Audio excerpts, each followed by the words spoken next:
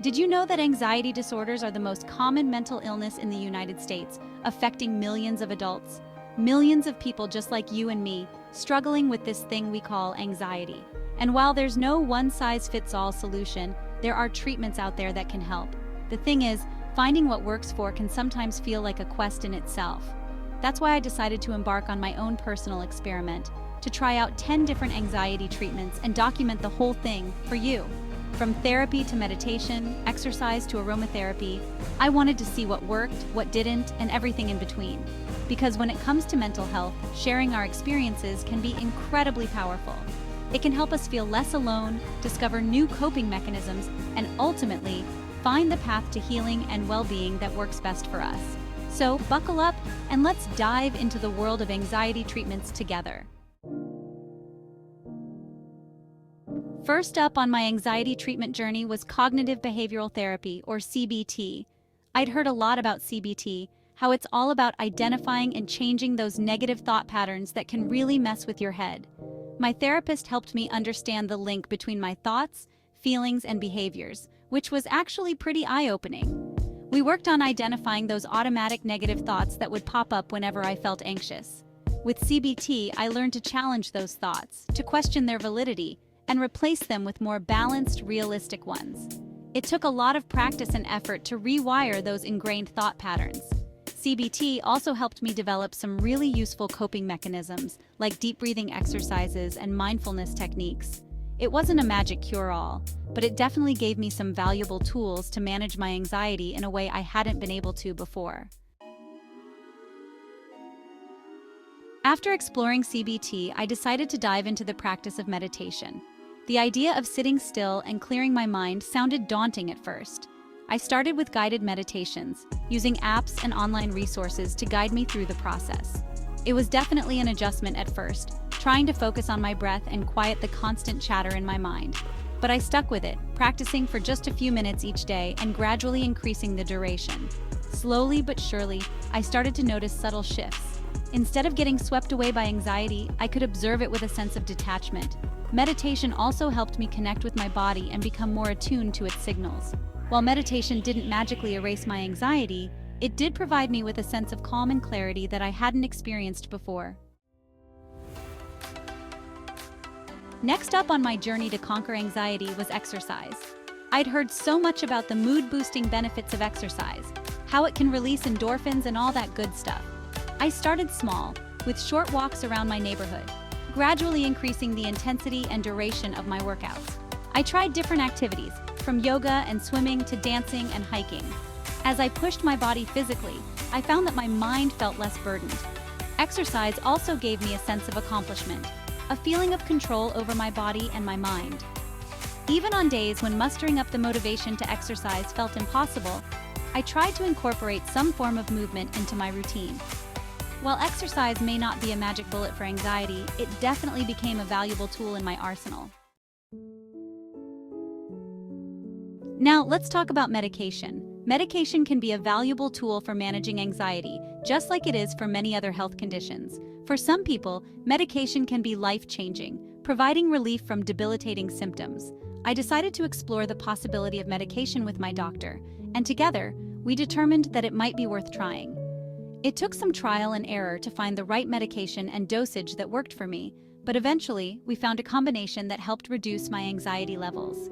If you're struggling with anxiety, don't hesitate to talk to your doctor about whether medication might be right for you. For the next experiment in my anxiety-busting journey, I decided to try journaling. I started simply by setting aside just a few minutes each day to write whatever came to mind. Sometimes it was a stream of consciousness, a jumble of thoughts and worries swirling around in my head. Other times, I'd focus on specific events or triggers that had caused me anxiety. Through journaling, I began to identify patterns in my thinking, recurring themes that contributed to my anxiety. Journaling also helped me cultivate a sense of gratitude.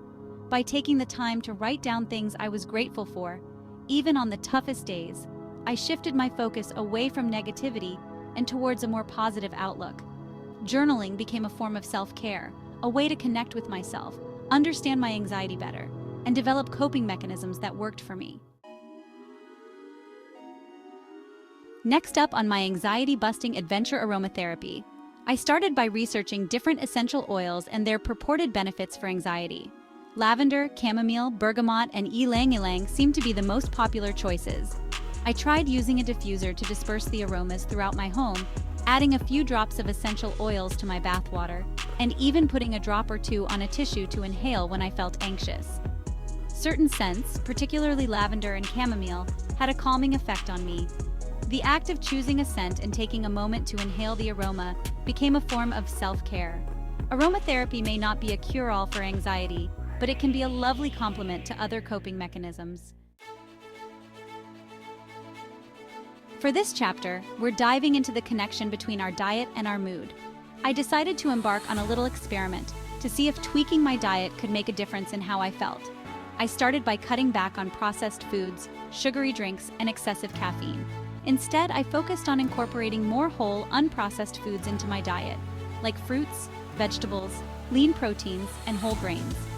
I also made sure to stay hydrated throughout the day, drinking plenty of water and herbal teas. I felt less sluggish and more energized throughout the day, and my mood seemed more stable. It wasn't a drastic overnight transformation, but rather a gradual shift towards feeling calmer and more balanced. Paying attention to our diet and making conscious choices about what we put into our bodies can have a significant impact on our mental health.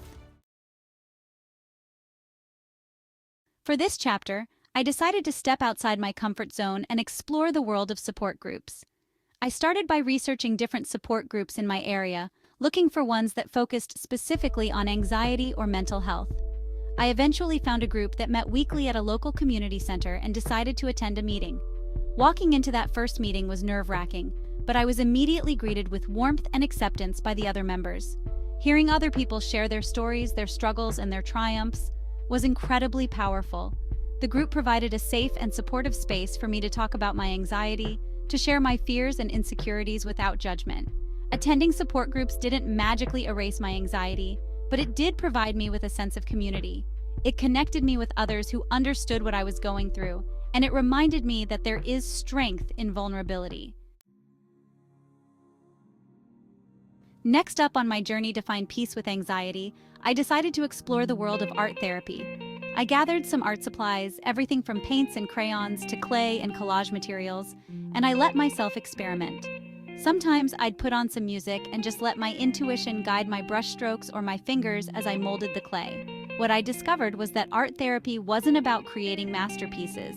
It was about the process of creating itself.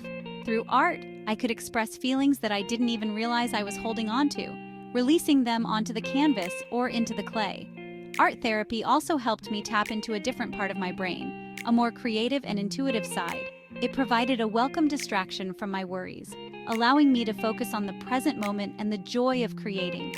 It was a reminder that healing can take many forms, and sometimes the most powerful form of expression is the one that comes from within. For the final chapter in my anxiety-busting experiment, I decided to explore the ancient practice of yoga. I started by finding a local yoga studio that resonated with me, a place that felt welcoming and inclusive. I committed to attending classes regularly, choosing a variety of styles to explore. What I discovered was that yoga was so much more than just physical postures. It was a practice in mindfulness, in connecting with my breath, my body, and my inner self. Yoga taught me to become more aware of my breath, to use it as an anchor during moments of anxiety or stress. I learned to listen to my body, to honor its limits while also challenging myself to grow stronger and more flexible. Yoga became a sanctuary, a place where I could escape the busyness of my mind and reconnect with myself. Outro: finding what works my anxiety journey. So after trying 10 different anxiety treatments, did I find the magic cure?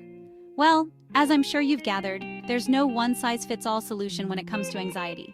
But what I did discover was a toolbox filled with valuable coping mechanisms that work for me. While some treatments, like aromatherapy, were more about finding moments of calm and self-care, others, like CBT and exercise, had a more profound impact on managing my anxiety long-term. The biggest takeaway for me, it's about finding what works for you. Everyone's experience with anxiety is unique, and what works for one person may not work for another. The key is to approach your journey with an open mind, a willingness to experiment, and a whole lot of self-compassion. Now, I want to hear from you. What anxiety treatments have you tried? What's worked for you? Share your experiences in the comments below. And if you found this video helpful, don't forget to subscribe for more content on mental health, self-care, and living your best life.